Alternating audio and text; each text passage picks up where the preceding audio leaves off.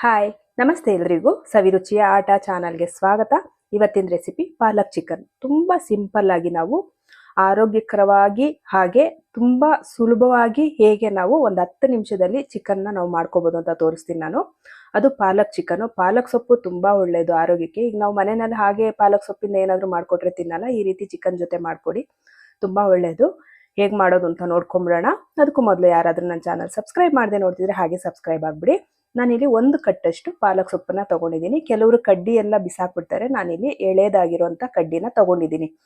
ಕಡ್ಡಿ ಸಮೇತವಾಗೇ ತಗೊಂಡಿದ್ದೀನಿ. ತುಂಬ ಬಲ್ತಿರೋದೆಲ್ಲ ತಗೋಬೇಡಿ. ಈ ರೀತಿ ಎಲೆ ಮತ್ತು ಕಡ್ಡಿ ಈ ಥರ ಬಿಡಿಸ್ಕೊಂಡು ಎಳೆದಾಗಿರುವಂಥ ಸೊಪ್ಪನ್ನು ಒಂದು 2 ರಿಂದ 3 ಸಾರಿ ಚೆನ್ನಾಗಿ ನೀರಲ್ಲಿ ತೊಳೆದು ನೀರು ಸೋಸಿ ಇಟ್ಕೊಂಡಿದ್ದೀನಿ. ಇವಾಗ ಇದನ್ನು ನಾವು ಬೇಯಕ್ಕೆ ಇಟ್ಕೊಂಬಿಡೋಣ. ಸ್ವಲ್ಪ ನೀರು ಹಾಕ್ಬಿಟ್ಟು ಒಂದು ಪಾತ್ರೆಯಲ್ಲಿ ಬೇಯಕ್ಕೆ ಇಟ್ಕೊಂಡಿದ್ದೀನಿ. ಅಷ್ಟರಲ್ಲಿ ನಾನು ಒಂದು 3 ಇಂಚಷ್ಟು ಹಸಿ ಶುಂಠಿ ಮತ್ತು 1 ಗೆಡ್ಡೆ ಬೆಳ್ಳುಳ್ಳಿನ ಇಲ್ಲಿ ಜಜ್ಕೋತಾ ಇದ್ದೀನಿ.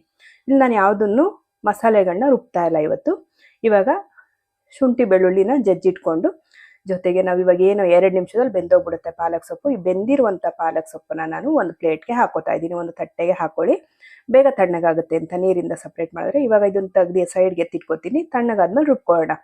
ಇವಾಗ ಸ್ಟವ್ ಹಚ್ಕೊಂಡು ನಾನು ಒಂದು ಚಿಕ್ಕ ಕುಕ್ಕರ್ನ ಬಿಸಿಗೆ ಇಟ್ಕೊಂಡಿದ್ದೀನಿ. ಕುಕ್ಕರ್ ಬಿಸಿ ಆದ ನಂತರ ನಾನು 1 ಟೇಬಲ್ ಸ್ಪೂನ್ ಎಣ್ಣೆ ಹಾಕೋತಿದ್ದೀನಿ. ಜಾಸ್ತಿ ಎಣ್ಣೆ ಬೇಕಿಲ್ಲ ನಮಗೆ, ಅದರಿಂದ 1 ಟೇಬಲ್ ಸ್ಪೂನ್ ಅಷ್ಟು ಎಣ್ಣೆ ಹಾಕ್ಕೊಂಡು 3 ರಿಂದ 4 ಹಸಿಮೆಣಸಿನ್ಕಾಯಿ, ಸ್ವಲ್ಪ ಕರಿಬೇವಿನ ಸೊಪ್ಪನ್ನು ಹಾಕ್ಕೊಂಡು ಎಣ್ಣೆನಲ್ಲಿ ಫ್ರೈ ಆಗ್ತಿದ್ದಾಗೆ ನಾವಿಲ್ಲಿ 2 ಈರುಳ್ಳಿನ ಮೀಡಿಯಂ ಸೈಜ್ದು ಸಣ್ಣದಾಗಿ ಕಟ್ ಮಾಡಿ ಹಾಕ್ಕೊಂಡಿದ್ದೀನಿ.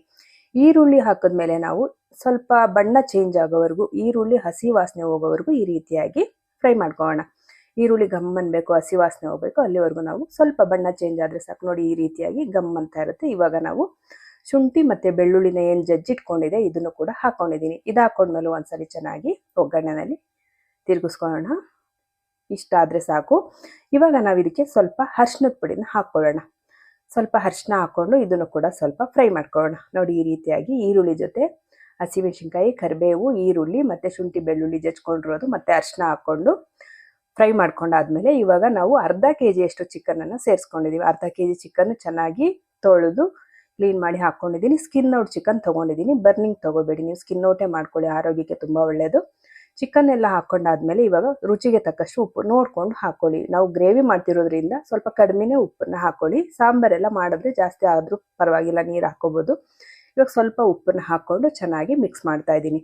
ಇವಾಗ ಏನು ನಾನು ಚಿಕನ್ ಮಿಕ್ಸ್ ಮಾಡ್ತಾ ಇದ್ದೀನಿ ನೋಡಿ, ಇದು ನೀರು ಬಿಟ್ಕೊಳ್ಳೋವರೆಗೂ ನಾವು ಇದನ್ನು ಬೇಯಿಸ್ಕೋಬೇಕು.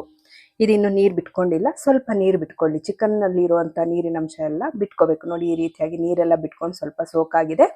ಇವಾಗ ನಾನು 1 ಟೇಬಲ್ ಸ್ಪೂನ್ ಖಾರದ ಪುಡಿ, ಅಂದರೆ ಅಚ್ಚ ಖಾರದ ಪುಡಿ, 1 ಟೇಬಲ್ ಸ್ಪೂನ್ ಧನಿಯಾ ಪೌಡ್ರು, ಅರ್ಧ ಟೇಬಲ್ ಸ್ಪೂನ್ ಅಷ್ಟು ಗರಂ ಮಸಾಲನ ಹಾಕ್ಕೊಂಡಿದ್ದೀನಿ. ಇಲ್ಲಿ ಯಾವುದೇ ತೆಂಗಿನಕಾಯಿ ಅದ್ಯಾವುದು ಸೇರಿಸ್ತಾ ಇಲ್ಲ. ಇದು 3 ಹಾಕ್ಕೊಂಡು ನಾನು ಚಿಕನ್ಗೆ ಚೆನ್ನಾಗಿ ಮಿಕ್ಸ್ ಮಾಡ್ಕೊತೀನಿ. ನೋಡಿ ಇವಾಗ ಈ ಚಿಕನ್ಗೆ ಚೆನ್ನಾಗಿ ಮಸಾಲೆ ಹೊಂದ್ಕೋಬೇಕು. ಆ ರೀತಿಯಾಗಿ ನಾವು ಮಿಕ್ಸ್ ಮಾಡ್ಕೊಳ್ಳೋಣ. ಈ ರೀತಿಯಾಗಿ ಮಿಕ್ಸ್ ಮಾಡ್ಕೊಂಡಾದ್ಮೇಲೆ 1-2 ನಿಮಿಷ ನಾವು ಇದೇ ರೀತಿಯಲ್ಲಿ ಬೇಯಿಸ್ಕೊಳ್ಳೋಣ. ನೀರು ಸೇರಿಸೋದು ಬೇಡ. ಇವಾಗ ನೋಡಿ ನಾವೇನು ಎಣ್ಣೆ ಹಾಕಿದ್ದೀವಿ ಅಷ್ಟು ಎಣ್ಣೆ ಬಿಟ್ಕೊಂಡಿದೆ. ನಾವು ಬರ್ನಿಂಗ್ ತೊಗೊಂಡ್ರೆ ಎಣ್ಣೆ ಬಿಟ್ಕೊಳ್ಳುತ್ತೆ, ಸ್ಕಿನ್ನಲ್ಲೆಲ್ಲ ಒಂಥರ ಎಣ್ಣೆ ಥರ ಇರುತ್ತಲ್ವ, ಅದು ಬಿಟ್ಕೊಳ್ಳುತ್ತೆ. ಆದರೆ ಬರ್ನಿಂಗ್ ತೊಗೋಬಾರ್ದು, ನಾವು ಸ್ಕಿನ್ ಔಟ್ ಮಾಡಿಕೊಂಡ್ರೆ ಒಳ್ಳೆಯದು ಚಿಕನ್ನ. ಇವಾಗ ನೋಡಿ ಚೆನ್ನಾಗಿ ಬೆಂದಿದೆ, ಎಣ್ಣೆ ಎಲ್ಲ ಬಿಟ್ಕೊಂಡಿದೆ. ಇವಾಗ ನಾವು ಪಾಲಕ್ ಸೊಪ್ಪೇನು ಬೇಯಿಸಿಟ್ಕೊಂಡಿದ್ವಿ ಇದನ್ನು ರುಬ್ಕೊಂಡಿದ್ದೀನಿ. ಇದ್ರ ಜೊತೆಗೆ ಬೇರೆ ಏನೂ ಸೇರಿಸಿಲ್ಲ, ಬರೀ ಪಾಲಕ್ ಸೊಪ್ಪನ್ನು ನಾನಿಲ್ಲಿ ಬೇಯಿಸ್ಕೊಂಡು ತೊಗೊಂಡಿದ್ದೀನಿ. ಇದೇ ಮಿಕ್ಸಿ ಜಾರ್ಗೆ ಸ್ವಲ್ಪ ನೀರು, 1 ಗ್ಲಾಸ್ ಅಷ್ಟು ನೀರನ್ನು ಹಾಕ್ಕೊಂಡು ಮಿಕ್ಸ್ ಮಾಡಿಕೊಂಡು ಹಾಕ್ಕೊಂಡಿದ್ದೀನಿ.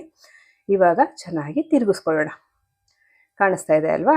ಇದನ್ನು ಚೆನ್ನಾಗಿ ತಿರುಗಿಸ್ಕೋಬೇಕು. ನಾವು ಉಪ್ಪು ಕೂಡ ಹಾಕಿದ್ದೀವಿ, ಖಾರ ಕೂಡ ಹಾಕಿದ್ದೀವಿ. ಇದನ್ನು ಚೆನ್ನಾಗಿ ತಿರುಗಿಸ್ಕೊಂಡು ಸ್ವಲ್ಪ ಹೊತ್ತು ಬೆಂದ ನಂತರ ನಾನಿಲ್ಲಿ ಒಂದು ಅರ್ಧ ನಿಂಬೆಹಣ್ಣನ್ನು ರಸನ ಹಾಕೋತಾ ಇದ್ದೀನಿ. ನಿಂಬೆಹಣ್ಣಿನ ರಸ ಒಂದು ಅರ್ಧ ಸಾಕು.